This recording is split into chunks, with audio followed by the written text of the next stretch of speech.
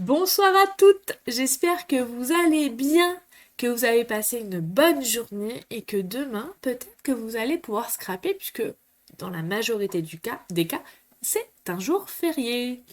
Et oui, aujourd'hui on se retrouve pour la boîte numéro 10. J'espère que ces 9 premières boîtes vous ont plu, qu'elles ne vous ont pas donné trop de fil à retordre. Je sais que ce calendrier de l'Avent, vous l'attendiez avec impatience et j'adore voir vos boîtes prospérer sur les réseaux sociaux, c'est trop bien. N'hésitez pas à mettre le hashtag OsezFannyScrapStampin'. D'ailleurs, mon petit doigt me dit que certaines d'entre vous ont un peu galéré avec certaines boîtes dans tout ce qui est pliage, soufflé. Le petit indice et le petit conseil que je pourrais vous donner, c'est de bien vous appliquer sur marquer vos plis, utiliser votre outil touche à tout avec la pointe à embosser, mais utilisez également votre plioir pour bien faire les angles. Voilà. En tout cas, on se retrouve encore autour de la collection Les plus belles fêtes que vous pouvez retrouver dans votre catalogue Stampin' Up annuel à la page 89 de mémoire ou 85, mais j'ai un trou. En tout cas, si vous avez besoin de matériel, n'hésitez pas puisque je suis démonstratrice Stampin' Up depuis bientôt 10 ans. D'ailleurs, je vous prépare une surprise le dimanche 19 décembre à cette occasion. Qu'est-ce que je peux vous dire d'autre? Bah pas grand-chose, à part que je m'éclate et que je kiffe et que j'adore faire ces petits projets tous les jours pour vous, tous les soirs, être à vos côtés et voir vos boîtes, encore vos boîtes et tout ça. C'est trop bien. Un petit clin d'œil aussi à Sandrine, Catherine, Béatrice, Dominique, qui sont des acharnées et qui sont hyper rigoureuses. Et tous les jours, j'ai le droit à une belle boîte. Allez, on y go pour cette boîte numéro 10.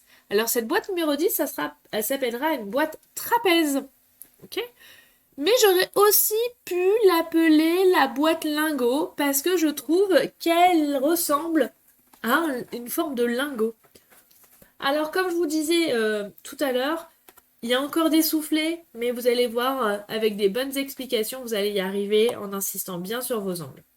Je me permets aussi de vous préciser le code hôtesse du mois de novembre pour toutes les copines qui vont acheter sur ma boutique en ligne sur le mois de novembre. Et si votre commande est inférieure à 200 euros, n'oubliez pas d'indiquer ce petit code pour recevoir un petit cadeau à la maison.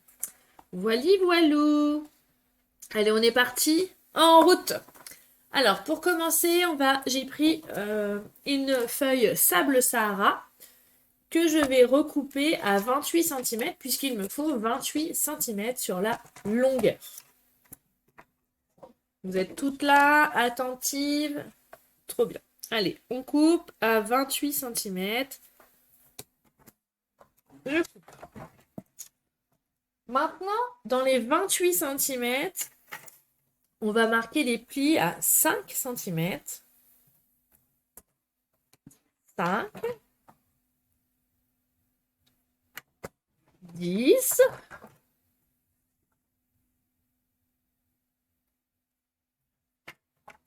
18. Et 23. Donc ça, c'est dans le sens des 28 cm. Après, on fait un quart de tour. Et là, on va marquer un pli à 5 cm. Puis à 16 cm. Alors, si vous êtes embêté avec le milieu, vous pouvez retourner et faire encore à 5 cm. L'important que ce soit 5 cm de chaque bord. D'accord? On est bon? Maintenant, il va falloir que vous preniez une règle et un crayon à papier. Alors, je vais peut-être rajouter un peu de lumière. Voilà. On arrive sur les mauvais jours. Hein. Et donc, je prends ma règle. Et là, cette fois-ci, vous avez vu, il y a 1, 2, 3, 4 traits. Hein, 4 plis. Au deuxième pli, je vais mettre ma règle et je vais mesurer du pli à ma petite marque 1,5 cm. Et la même chose de l'autre côté, c'est-à-dire 6,5. D'accord? Une fois que vous avez fait ça, vous prenez votre outil touche à tout et vous allez marquer le premier pli, puis le deuxième. D'accord? Maintenant, je vous invite également à tracer. Alors, moi, je fais au feutre noir pour que vous voyez bien à la caméra, mais vous prenez un crayon à papier la diagonale de ces carrés-là et la diagonale de celui-ci. Sur cette diagonale, vous allez repérer le milieu. Vous avez 7 cm à peu près. Donc, on va faire une petite marque à 3,5 par ici et 3,5 par là,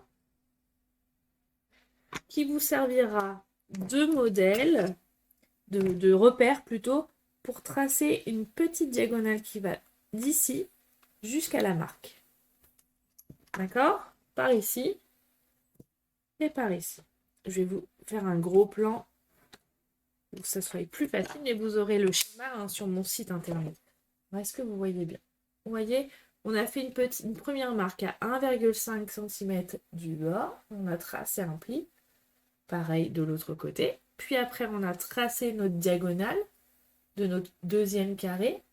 1, 2. Et on a marqué un pli ici. D'accord? Et on va faire le même procédé de l'autre côté. Donc, on reprend notre stylo. On va faire une marque à 1,5 cm et la 6,5. On prend notre outil touche à tout et on marque le pli. On fait la même chose de l'autre côté. On reprend notre stylo ou notre crayon papier. On va tracer la diagonale. D'ailleurs, ce trait-là, il sera coupé après. C'est pour ça que je fais un trait continu. Là. Et là. Ah, j'ai l'équipe des manches. Du coup, là, je vais refaire mon petit repère à 3,5. Pareil de l'autre côté.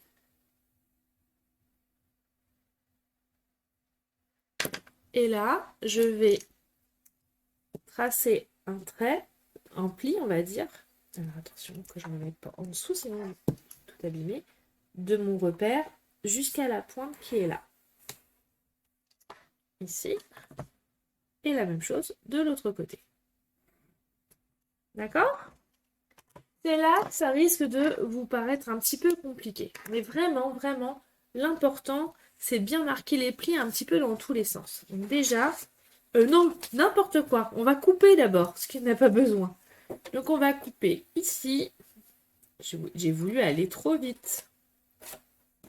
Ça vous arrive aussi à vous des fois d'aller trop vite et de faire des bêtises. Et bien là, ça a failli être une boulette. J'en ai pas encore fait sur ce calendrier de l'Avent, des boulettes.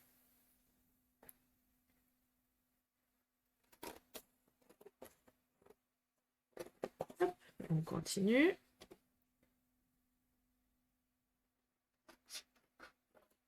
Voilà. Et on fait la même chose de l'autre côté.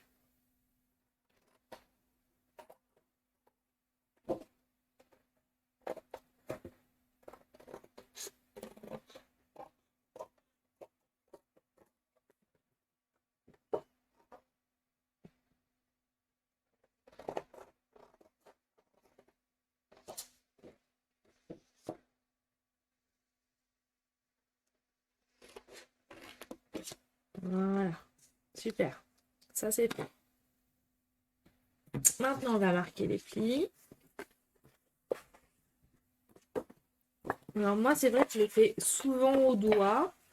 Mais vous pouvez très bien, pour bien les marquer, les remarquer avec votre plioir. Ça, c'est hyper important. Surtout pour les copines qui ont du mal à faire quand il y a des petits soufflets. On fait la même chose de l'autre côté. Là. Et ici. D'accord? Maintenant, c'est là où ça risque de vous poser problème, mais on y va tout doucement. On va marquer nos diagonales. Alors, il ne faut pas hésiter à... Voilà. Vous voyez comment je fais? Marquer les plis et bien marquer les plis. On fait des soufflets comme ça.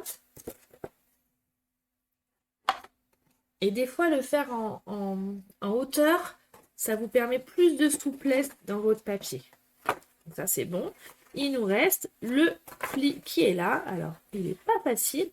C'est pour ça que là, des fois, aidez-vous de votre plioir. Ou alors, vous le faites dans l'autre sens. Vous voyez comment vous êtes le plus à l'aise. Regardez, si on le fait comme ça, je pense que vous serez plus à l'aise pour faire le pli. Et on aura toute l'occasion de trouver le bon sens après. Mais l'important, c'est de bien marquer le pli. À chaque fois, voilà.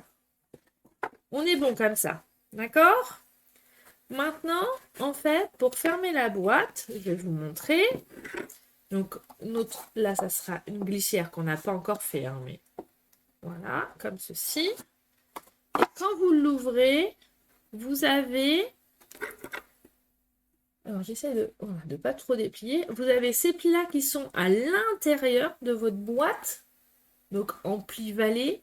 Et vous avez les plis là en pli montagne et là encore en pli vallée.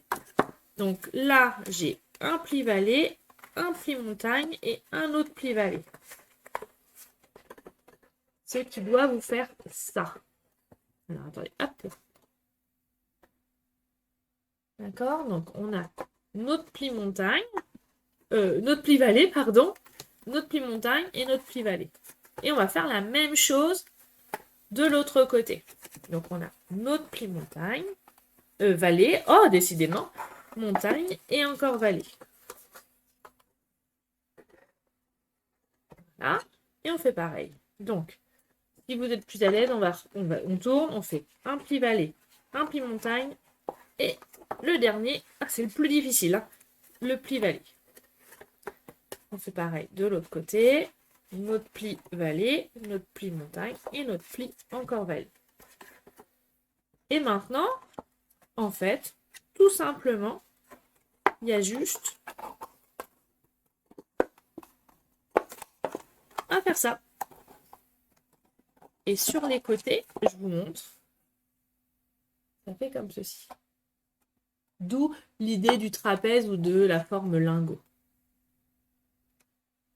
Ok? Pour fermer notre boîte, hop, on va prendre une bande de papier cerise carmin ou non, rouge. Oh, j'ai un trou. Cerise carmin. Et on va prendre une bande de 5,4 cm sur 28 cm.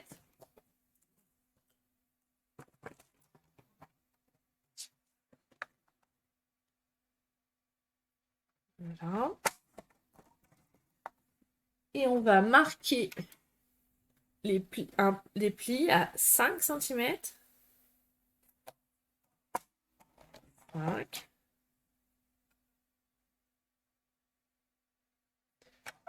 10. 18 et 23. D'accord? Puis, dans du papier design, alors moi j'ai choisi celui-ci parce que je trouvais qu'il se mariait bien avec ce projet. Et donc, vous avez besoin d'une bande de 5 cm sur 15. Voilà. Alors, sur le tuto, vous verrez que j'ai dit que je mettais un pli à 5 et 10 cm. Après, c'est à vous de voir, je vais vous montrer. Parce qu'en fait, ça va venir encercler notre boîte. Donc, on a notre boîte. Alors là, c'est un peu, on va dire, c'est de la gymnastique. Il faudrait avoir 3 mains. On va marquer nos plis sur notre bande. Voilà. Et là.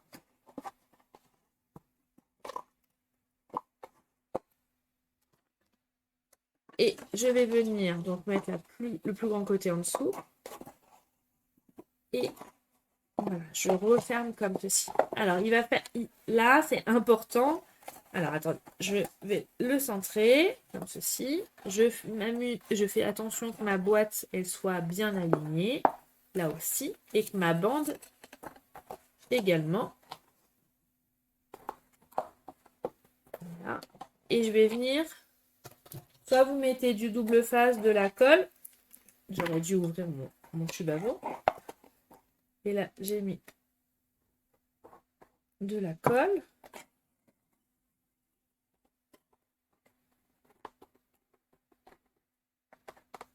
Comme ceci. Alors, vous voyez, il y a le petit joint là, mais on va le cacher après avec notre papier design. Hein, donc, nos soucis. Là, on attend. Hein, il y a du volume, il y a du mouvement, et donc, on attend que ça tienne. En attendant que ça tienne, vous pouvez préparer de quoi faire une grande étoile en or ajourée, faire votre feuillage en épinette enivrante. Vous pouvez préparer une petite chute de cerise carmin pour faire le chiffre 1 qu'on refera. Ah non, j'ai le 0. J'ai failli me faire une bêtise. J'ai failli faire une boîte 11 avec le 1 et le 0. Et vous avez encore du papier or pour faire l'étoile pleine. Donc, vous voyez, ça y est, c'est fermé. Maintenant, je vais mettre de la colle sur ma bande qui est là. Et je vais la coller. En fait, je vais m'appliquer sur le bord, en bas, comme ceci. Je laisse les 2 petits millimètres de chaque côté. Comme ça. D'accord? Je me mets bien en bas. Et je vais entourer. Et là, je vais, du coup, comme ça, épouse la forme. Je vais m'aider de ma bande du dessous pour que ça soit bien plié. Voilà. Et voilà. D'accord? J'ai fait le choix de ne pas en mettre en dessous. Je ne voyais pas trop l'intérêt. Mais vous pouvez mettre un petit rajout si vous voulez. Maintenant, on va sortir notre machine de découpe. Hop là. Alors, je sais que la petite puce de Stéphanie m'a dit que je chantais bien. Donc, je vais vous rechanter la chanson. Alors, peut-être que c'est pas le cas pour tout le monde. Mais rassurez-vous, je ne ferai pas The Voice. Chacun ses compétences. Je vais retirer la petite chute là qui peut me gêner. Voilà, pour faire ma deuxième étoile. Je vais prendre mon petit feuillage, mon fil conducteur. Hein. Depuis le début, vous avez vu, la déco est identique pour que ça soit très... j'avais envie d'avoir une ligne conductrice à la fin de mon calendrier. Donc le fait de faire la même décoration me permet ça, que ça soit homogène. Donc le chiffre 1 et le chiffre 0. Et voici que je mets la deuxième plaque par-dessus. Et attention, et moi pendant ce temps-là, je tournais la manivelle. Et moi pendant ce temps-là, je tournais la manivelle. Et vous allez où? Eh ben, vous vous promenez dans les bois. Hop là, et ben du coup, tout bouge. Tout bouge. Hop là. Et voilà. On est parti. Hop là. Ça, c'est bon. On n'est pas trop mal.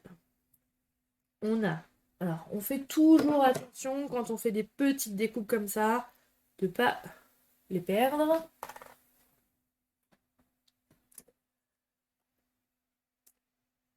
Hop. Ça. L'étoile. Et puis celle-ci, qu'est-ce qu'elle est magnifique, je l'adore. Je l'adore, je l'adore, je l'adore.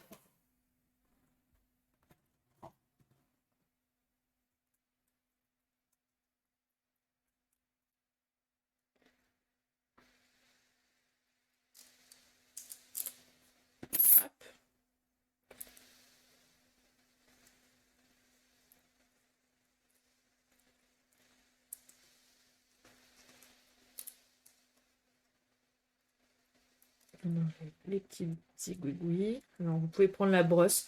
Moi, j'ai pas l'habitude de prendre la brosse. Je vais vous dire pourquoi. Parce qu'en fait, le fait d'enlever les petites marques avec ma pointe à percer, ça me détend.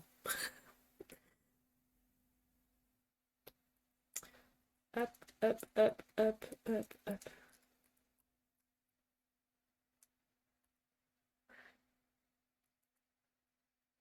Voilà. Un petit coup de ménage. Et on va faire comme les précédentes fois. Je vais prendre une mousse 3D que je colle là. Je vais coller mon étoile. Je vais mettre mon petit feuillage en dessous. Ah, il fait de la résistance aujourd'hui, mon petit feuillage là. C'est quoi ce bazar? Voilà. Je vais coller délicatement pour glisser là. Là. Sans oublier les numéros. C'est quand même mieux pour ce calendrier de l'Avent. Donc le 0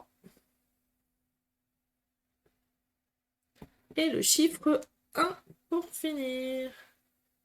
Et on arrive à la fin de notre boîte numéro 10.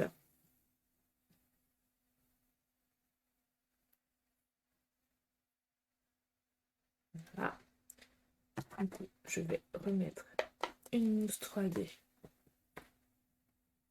au dos pour coller sur ma boîte. Hop là. Et voilà, votre boîte numéro 10 est faite. J'espère qu'elle vous plaît. J'espère en voir de nombreuses. Et surtout, n'oubliez pas le hashtag OseFannyScrapStamping que vous avez tout en bas de la barre là. Et vous avez aussi le nom de mon site afin de retrouver les tutos en format papier. Voilà, voilà. Alors j'espère que vous avez passé encore un bon moment. Moi, c'est vraiment à chaque fois, à chaque petite boîte, un réel plaisir. Nous en sommes à 10 boîtes, il nous en reste 15 encore à réaliser. Et donc, je vais vous souhaiter une belle soirée et je vous dis à demain pour la boîte numéro 11. Allez, ciao, bye bye, bisous, bisous.